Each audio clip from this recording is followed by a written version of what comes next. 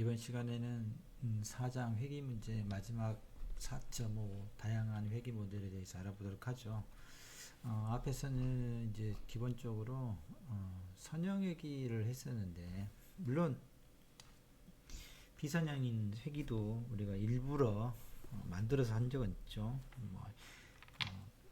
인풋 값을 인풋 피처를 x 제곱 또는 y x 3승 또 x 9승 이런 식의 다차 당 형태로 이제 다차 원의 값으로 피처를 이제 사전에 전처리를 통해 가지고 해서 이제 기본적으로 선형 함수를 사용하는데, 선형 회귀를 사용하는데 데이터를 이제 전처리를 통해서 그래서 제곱값이나 세제곱, 네제곱, 9제곱 값까지 이용해서 이제 비선형을 하는 방법을 사용하긴 했었는데, 여기서는 이제 실제로 진짜로 이제 비선형 회귀에 사용된 여러 가지 방법들을 해보도록 하겠습니다. 일단 비선형 회귀의 한 사례로 사인 곡선, 사인 함수는 이제 비선형 함수인 거죠. 그래서 사인 함수 값을 과연 얼마만큼 잘 추정해내는지 한번 보도록 하죠. 그래서 이제 먼저 sin x 함수를 가지고 이제 데이터를 만들어야 되겠죠. 이건 가공의 데이터이긴 하지만, 그래서 그걸 선형 회귀로 한번 얼마만큼 맞출 수 있는지 한번 봐보고, 그 다음에 이제 실제로 이런 비선형 회귀 방법 중에서 서포트 벡터 머신, 앞에 이제 분류 문제에서 사용했지만 서포트 벡터 머신도 이제 이런 비선형 회귀에 사용할 수 있습니다. 랜덤 포레스트니 그다음에 K 근접법 등을 이용해 가지고 이런 비선형 회귀를 하는 방법들을 한번 살펴보도록 하죠.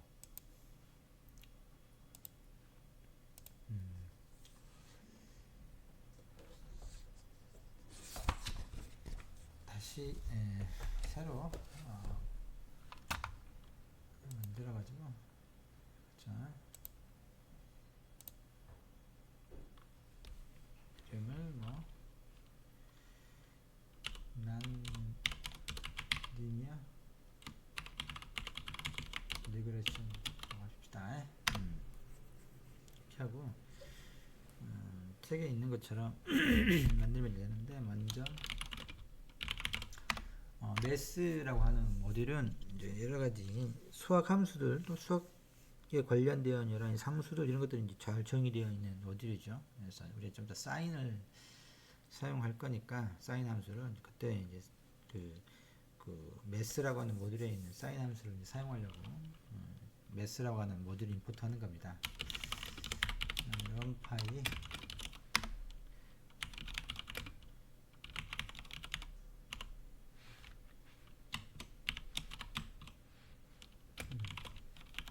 그림 그리기 위해서 매트플롯립과 파이플러스 매트플롯립.점 파이플러스에서 이걸 PLT로 LES 중에서 이제 사용하는 거죠.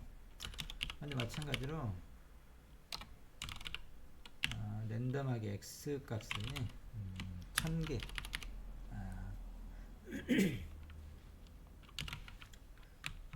1000바일로 x 값을 1000개인지 만드는 거죠. 랜드는 이야기했지만 균등 분포예요. 0부터 1 사이의 값을 동일한 확률로 샘플링 해주는 함수라고 그랬죠. 이걸 0부터 1 사이 값이니까 이걸 좀 이제 키워서 사인 함수의 x 값이 되는 거예요. x축 값의 범위를.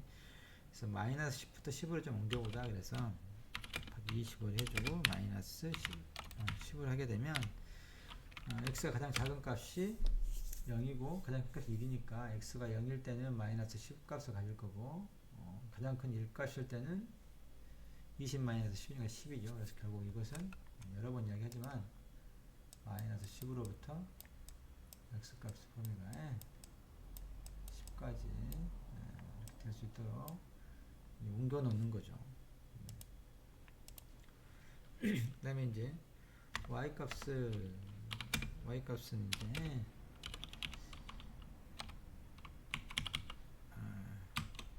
numpy 어레이로 만드는데 일단 리스트로 이제 리스트 컴프레hension이라고 사인 함수가 있잖아요. 이렇게 for v in x.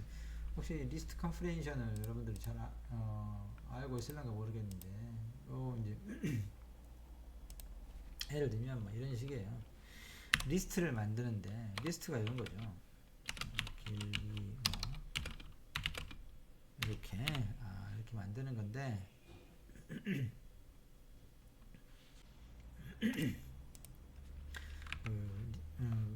이렇게 이제 만드는 건데, 리스트 컴프레hension이라고 하는 것은 포문을 리스트 안에서 사용해 가지고 데이터를 이렇게 확장해서 만드는 걸 리스트 컴프레hension이라고 합니다. 예를 들면 이제 이런 식으로 A를 만들 때 vin 포문을 사용해서 for vin range 1부터 4 이렇게 하게 되면 이렇게 이제 만들 수가 있어요.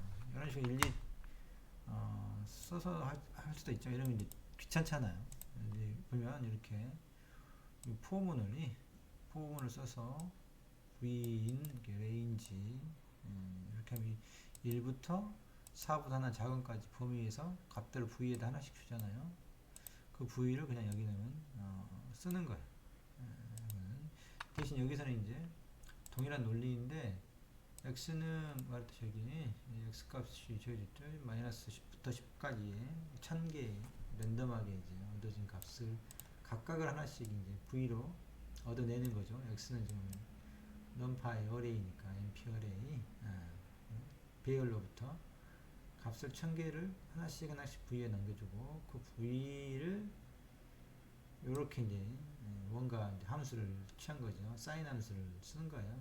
그래서 이제 요런 형태의 요 1000개 마이너스 10부터 10까지의 값을 1000개를 갖다가 각각 하나씩 얻어와 가지고 x로부터 사인 함수, 이제 사인 값을 구한 거죠.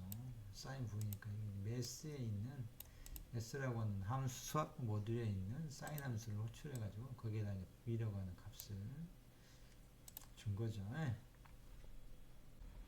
근데 다만 이때 주의할 것은 여기 사인 함수는 이 v 값은 각도가 아니고 라디안이라고 라디안이라고 하는 걸 사용합니다. 파이 라디안 뭐 이런 거 들어보셨죠? 물론 이과생이 아니었으면 삼각함수 사인은 코사인 뭐 이런 거 라디안 값을 계산하는 것을 뭐 안 배웠을지 모르겠지만 어쨌든 중요한 것은 이제 사인 값을 v가 각도가 아니고 라디안이다. 뭐 파이 라디안이 이제 뭐 180도가 되는데 그래서 1라디안은 뭐 57. 뭐 얼마 57도 정도 되는데 각도로 따지면 아무튼 뭐 이제 그게 있어요. 그래서 이제 그게 중요한 건 아니고 우리가 요렇게 이제 구해놓고 여기다 이제 그 노이즈를 주는 거죠. y 값에다가 랜덤하게 노이즈를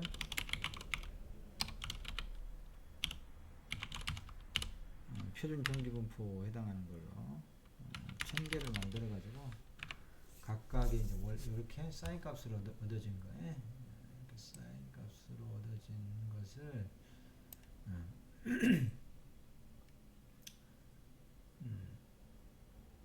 거기에다가 표준 정기분포 평균을 0으로 표준 편차를 1로 한 표준 정기분포로부터 샘플링을 1000개 한 거죠. 값을. 그래서 이제 0 근처에 있는 값들이 이제 가장 많이 뽑힐 거고 0으로부터 멀어진 것들은 아무래도 덜 뽑히는 그런 샘플링이 될 건데, 그 값들을 이렇게 구해준 y에다가 더해주는 거죠. 1000개 각각을. 이렇게 해서 데이터가 이제 완성이 됐어요. x는 마이너스 10부터 10까지, 그리고 y는 사인 값에다가 그 x 값 1000개에 대해서 노이즈를 붙인 거죠. 그래서 여기서 이제 한번 선형 리그레션 한번 해보자라고 하는 거예요. 선형 리그레션. 이런 비선형인 사인 값을 갖는 이런 함수에 대해서 선형 함수가 과연 맞출 수 있는지, 추론해 낼 수 있는지 보죠.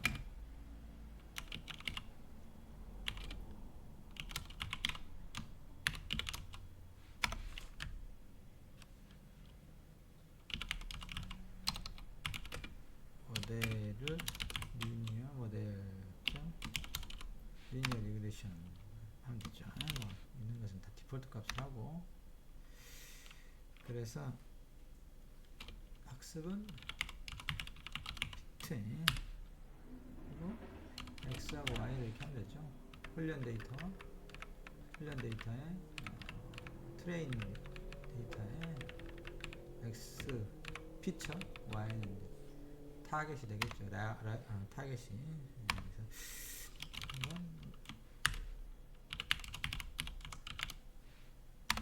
모델 스코어 해가지고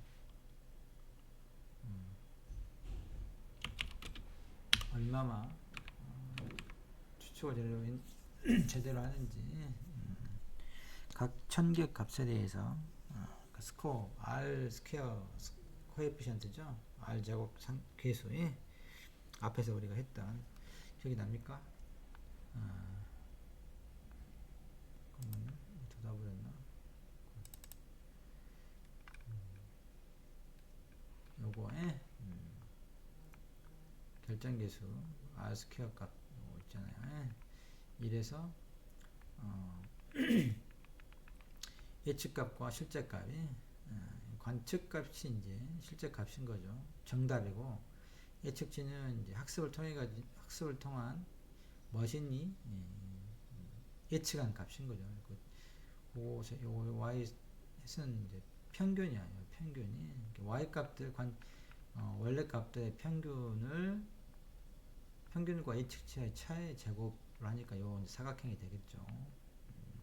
이것들 전체 합해 놓은 거 면적을 오는 분에 실제 이제 각 측정값과 예측값을 차의 제곱, 요 사각형이 되죠. 다 잘 맞춘다 그러면 선 위에 다 예측치가 있어야 되는 거지. 그럼 0이 되겠잖아요. 면적이 0이 된단 말이에요. 잘 맞추면. 그래서 여기 전체적으로 위에 값이 이제 오니까 0 값을 가지면 R 스퀘어가 1이 되죠. 그렇지 않고 틀리면 요 사각형이, 파란색 사각형이 자꾸 커지잖아요. 그럼 어떻게 해서 여기 커지잖아요. 이게 커지니까 자꾸 이래서 이제 멀어지게 되죠. 아무튼 가장 좋은 것은 R 스퀘어 값이 결정계수, 이게 커먼 1이면 가장 좋은 거죠. 1에 가까우면. 나머지 안 좋으면 1에서 이제 1보다 작은 값을 가는 거예요.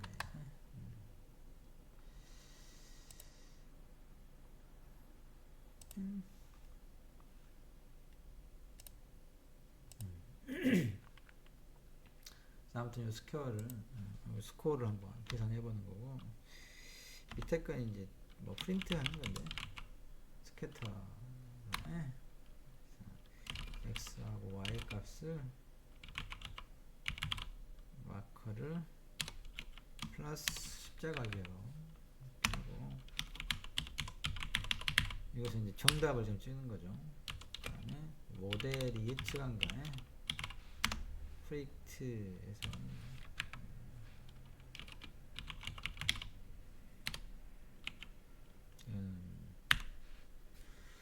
원으로 한번 찍어보는 겁니다.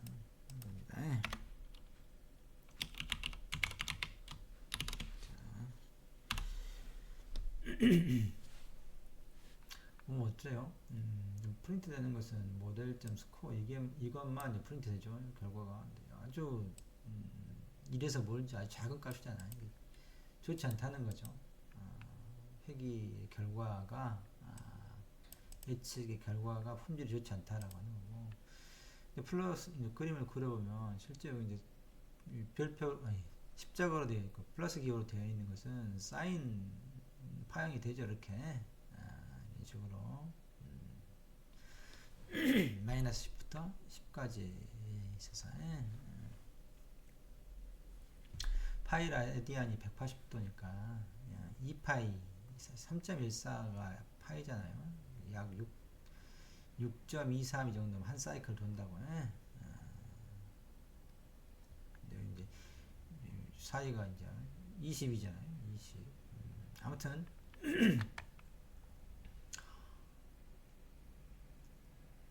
이렇게 했는데 이제 그 모델로 예측한 것은 선형이라 이렇게 되어버리잖아.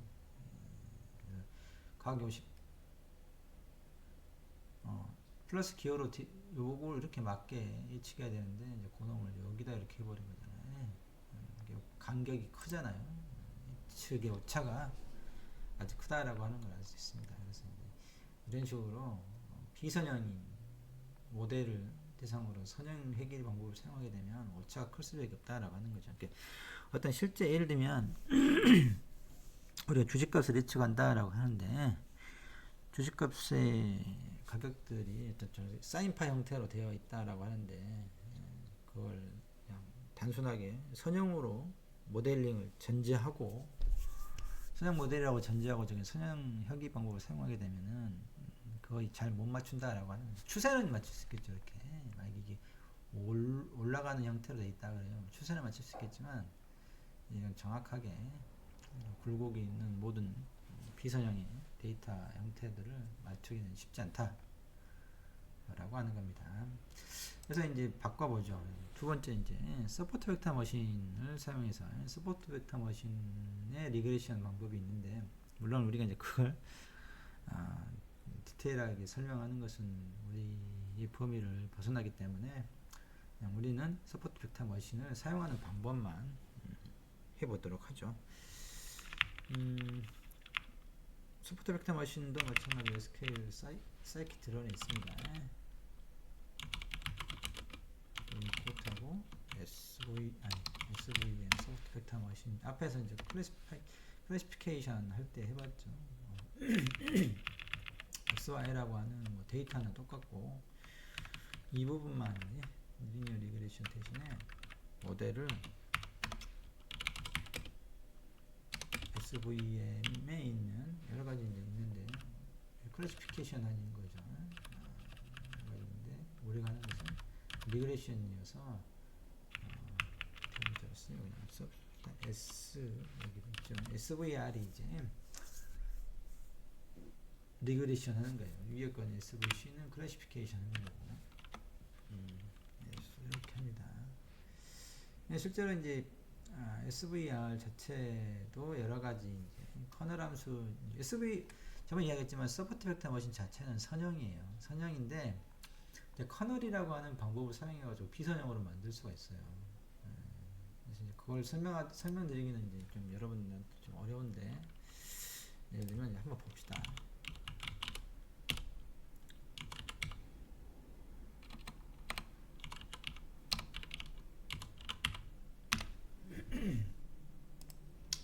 사이키트라는 공식 홈페이지에 있는 함수 SK 서포트 벡터 리그레션을 보면 문서를 보면 여기 보면 이제 우리가 그냥 디폴트 값으로 여기 있는 걸 그대로 쓰잖아요.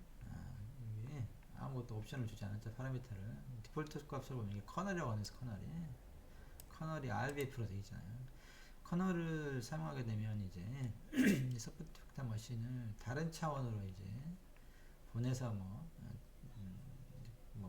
리그레션이나 클래시피케이션 할 수 있도록 지원해주는 방법인데 서포트 벡터 머신의 이제 가장 이제 그 성능을 높이는 게 이제 커널링 방법이죠.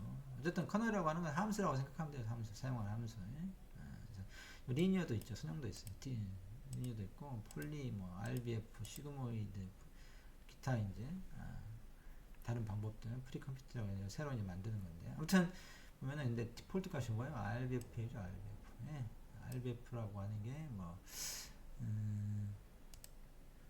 라디알 베이시스 펑션이라고 하는 커널인데 한번 볼까요? 이왕 본 김에 보죠.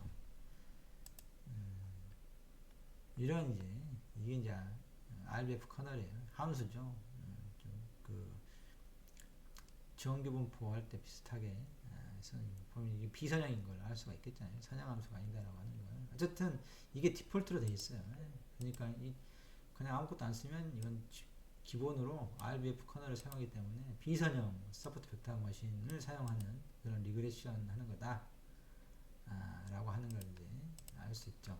그래서 이제 물론 이게 아까 폴리라고 하는 걸 써도 내가 폴리도 이제 비선형이니까 아무튼 뭐 이렇게 쓰게 되면 이 부분만 이렇게 그냥 바꿔주면 리그레션을 하는 우리가 기계를 다른 걸로 이제 비선형 기계학습 방법을 이제 사용하게 되는 거죠. 한번 해봅시다. 그러면 이제 좀 개선이 됐죠. 0.12. 그래서 아까 그냥 선형을 썼을 때 0.00이라고 아주 R 스퀘어 스코어가 아주 작았는데 여기서는 보면 약간 좋아지긴 했죠. 그래서 보면 약간 사인파 형태의 흉내를 좀 내죠.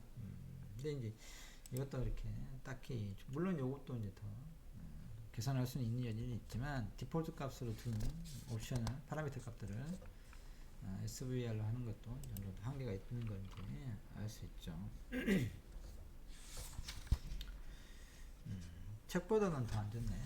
왜냐면 이게 이제 할 때마다 랜덤하게 되기 때문에 그때마다 값이 달라집니다. 그 다음에 하는 게 이제 랜덤 포레스트. 랜덤 포레스트는 앙상블 모델로 설명한 것 같은데 디시전 트리를 여러 개를 사용해 가지고 결과 값을 가지고 분류 문제에 있어서는 보팅 투표를 해 가지고 그 투표 결과에 따라 다수결로 이제 최종 결론을 내리는 것을 랜덤 포레스트라고 했었는데 그 랜덤 포레스트 리그레션에도 이제 사용할 수 있습니다. 그래서 이제 트리를 가지고 그 결과를 예측하죠. 하나의 값을 클래스가 아니고 그런데 이제 하나만 가지고 하는 게 아니라 여러 개로 이제 값을 예측하죠. 그래서 그것들을 평균을 합니다. 그래서 평균 값을 갖다가 최종 예측치로 이제 사용하는 거죠. 저것도 사용하려고 그러면 드론에 앙상블 랜덤 포레스트는 앙상블 모델이에요. 지금 뭐가 하냐 그러면 요거에 랜덤 포레스트를 이용하는 비선형 회계를 하려고 하는 겁니다. 그래서 랜덤 포레스트라고 하는 게 앙상블 모델이어서 SK 사이키트론에서도 앙상블이라고 하는 곳에 이제 있죠. 모듈에. 그래서 모델을 마찬가지로 이번에도 바꿔야죠.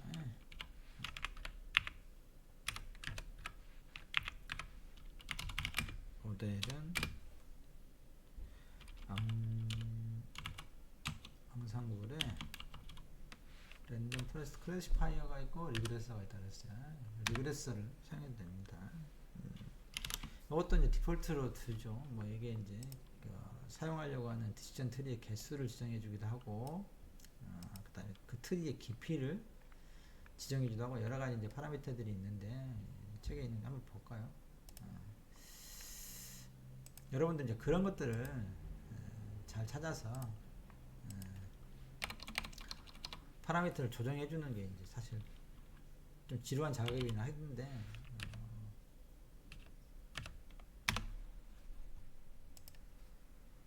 성능을 최적화하는 방법인 거죠. 여기 보면 가장 기본적인 거 보죠. 이게 N 에스티메이터라고 하는 게 이제 트리 디시전 트리를 몇 개를 할 거냐, 이렇게 투표에 참가할 리그레스에서는 그 평균을 내기 위해서 예측자로 들어간 애들이 몇 개냐, 디폴트 값은 100개가 돼요. 100개. 나중에 이제 이렇게 100개든 몇백 개든 또 몇십 개든 이제 조정할 수 있습니다. 여러분들이 그걸 찾아내는 게 사실 이제 하이퍼 파라미터를 찾아낸다라고 하는 건데 이런 것들이 이제 영향을 미치죠.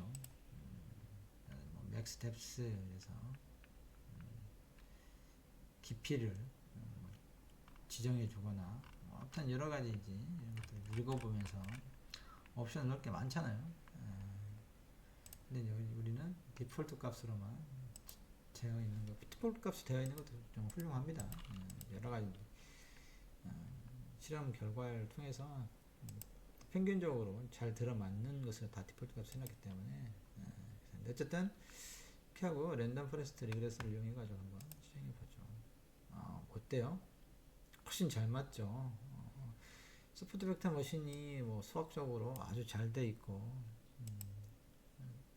디시전 트리는 사실상 이렇게 수학적으로 이렇게 은밀하지 않고 약간 주먹구구식인 것 같은데 물론 논리성은 있지만 어떻습니까? 이런 문제에 있어서는 잘 맞추잖아요. 0.84 상대가 안 되잖아요. 그리고 실제로 분포를 보면 어떻습니까? 거의 사인 함수에 아까 했던 것들에 유사하게 맞추는 걸 알 수가 있죠. 그래서 어떤 유명세만 보고 그 모델이 기계학습 방법이 가장 좋을 거다라고 이렇게 하면 안 됩니다. 항상 해봐야 알아, 해봐 결론은. 물론 경험을 많이 쌓다 보면 대충 이런 문제에는 이런 모델이 잘 맞을 것 같다라고 이제 하는 이제 그런 게 생기지만 처음에는 우리가 이제 그런 경험이 없으면 잘 모르잖아요. 그럴 때는 여러 가지 모델들을 써보고 그런 파라미터 값들도 자꾸 조정해 가보고 그래서 이제 가장 최적의 파라미터를 선택해서 문제를 해결하려고 하는 이제 그런 약간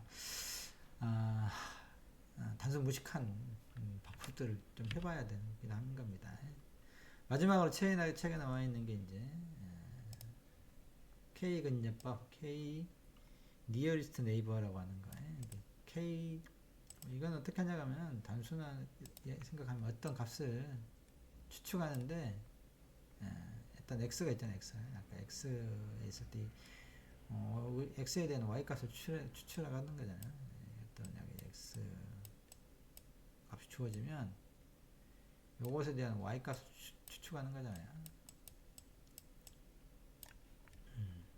그랬을 때 얘하고 이 x하고 가장 가까이 있는 x 값들 있잖아요. 데이터 중에서 주어진 데이터들 중에서 그러면서 k개만 뽑는 겁니다. 지금 7개인가요? 3개, 4개 있다 그러면 그놈도 이제 y 값이 이렇게 있을 거 아니에요. 제대로 됐나? 3, 4, 4개. 그러면 이 y 값들을 평균 내는 거예요. 평균. y 값들.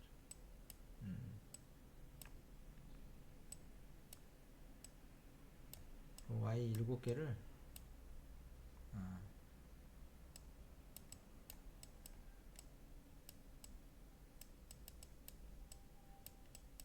이렇게 평균에서 그놈을 갖다가 요놈의 y 값으로 보자. 이게 K 근접법입니다. 심플하죠.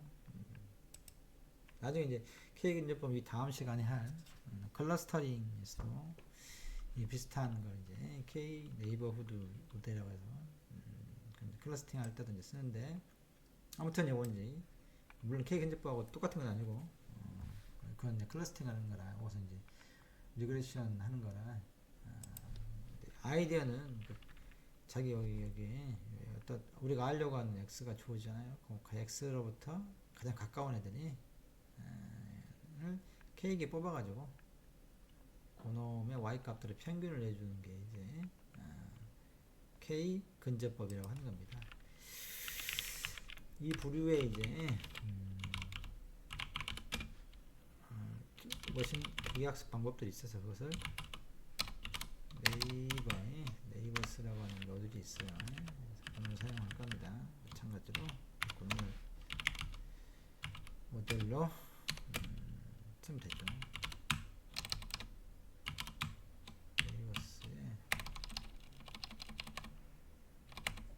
네이버에도 뭐 많잖아요.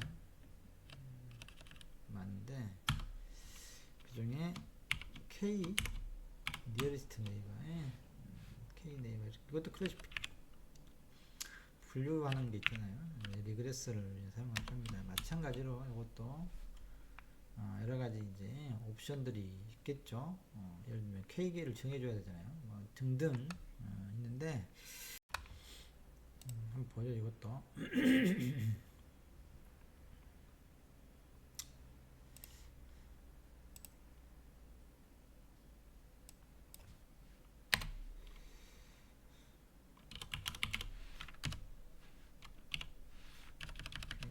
리그레서가 있어서 찾아보면 기본적으로 네이버를 이제 여기는 K는 기버전을 5네요. 5에 5고 뭐 니어리스트 네이버를 찾는 가까이 있는 찾는 것을 어떤 방법을 쓸 거냐 아무튼 뭐 여러 가지 옵션들이 이렇게 있는데 가장 중요한 것은 이거죠. 네이버를 몇 개를 쓸 거냐라고 하는 거죠. 그래서 기본 값으로는 5로 되어 있는 걸 알 수 있죠. 어쨌든 여기도 디폴트 값을 그대로 놓고 한번 어느 정도 맞춘 거 봅시다. 이것은 어때요? 0.45 정도고, 그렇지만 사인의 형태를 어느 정도 맞추는 걸 알 수 있죠. 어쨌든 봤을 때는 우리가 여기서는 랜덤 포레스트 리그레스가 가장 리그레션의 효과를 가장 잘 맞추는 걸 알 수가 있습니다. 이런 식으로 해서 이제 여러 가지 리그레션 모델, 특히 이제 비선형 데이터를 대상으로 모델을 추측해낼 때 비선형 리그레서를 사용해서 이제 해보면 어느 정도 추측을 할 수 있다라고 하는 걸 알 수 있죠. 특히 여기 앙상블 모델 랜덤 포레스트 리그레서인 경우는 상당히 잘 맞추잖아요. 거의 1에 근접할 형태로 맞춘다는 걸 알 수 있잖아요. 그림에서도 이렇게 할 수 있지만 그래서 중요한 건 사실 이제 우리가 선형과 비선형의 회귀 방법을 우리가 배웠지만 사실 우리가 데이터만 가지고 있어요. 여기 일부러 이제 사인 함수를 가지고 이제 만든 거라 이게 이제 비선형인 걸 알고 있지만 그냥 데이터만 주어진 경우에 세상에 어떤 주식값이라고 하는 것이 어떤 함수로 구성되는지 우리가 알 수가 없잖아요. 마찬가지로 코드가 악성 코드인지 정상 코드인지 등등 주어진 데이터를 생성하는 사회적인 현상이랄지 어떤 그런 것들에 숨어있는 함수를 우리가 알 수가 없는 거라고. 그래서 이제 그 모두 그 실제로 이제 우리가 추측하는 것은 우리가 알고 있는 걸 가지고 그 데이터를 생성해냈던 그 어떤 사회 현상이랄지 자연 현상이랄지 그런 것들이 배면에 있는 이면에 있는 숨겨져 있는 그런 함수를 추측하는 거야, 추측하는 거야. 사실은 그게 몇 차원 방정식인지 알 수가 없잖아요. 선형인지 비선형인지 알 수도 없고 그런 것조차도 알 수 없잖아요. 어떤 고차원 방정식이 조합으로 되어 있는 건지 이런 것들을 알지 못한단 말입니다. 그러니까 이제 데이터를 이렇게 그림으로 처음에 좀 뿌려보고 이제 추측을 자꾸 사람이 먼저 좀 해야 할 필요도 있죠. 그래서 이제 그런 것들에 대해서 다양한 비선형, 선형, 또 선형 내에서도 여러 가지, 또 비선형 내에서도 여러 가지 기각선 모델들을 가지고 또 그것을 조합해서 쓰는 방법들까지 고려해서 가장 데이터를 잘 맞춰주는 그런 이제 모델을 또 모델에 있는 파라미터들을 세팅 찾아내는 거에 그 세팅 값들을 찾아내는 게 이제 중요한 거죠. 목적이기도 하고. 근데 또 지나치게 그 샘플링 주어진 데이터에만 적합하게 하면 또 오버 피팅의 문제가 생기잖아요. 그래서 쉽지 않은 문제이긴 하죠. 일반성도 고려해야 되는 거고 이런 데서 이제 여러분들의 많은 노력들이 필요해요. 그래서 이제 한 가지 더 이제 최근에 연구 경향을 이야기하자 그러면 그런 파라미터들을 자동으로 찾아내 주려고 하는 최적화하려고 하는 그런 방법들도 많이 연구되고 있고 실제로는 scikit-learn에도 이제 그리드 서치 이런 게 있어가지고 아까 우리는 디폴트로 다 이렇게 파라미터를 갖다 그냥 써버렸지만 그 적절한 데이터에 적절한 그 파라미터들을 찾아주는 서치하는 그런 모델도 존재합니다. 이제 기회가 되면은 해볼 기회가 있을란가 모르겠는데 여기까지 해서 4장 회기를 끝내고 5장 클러스터링 다음 동영상에서 설명하도록 하겠습니다. 수고하셨습니다.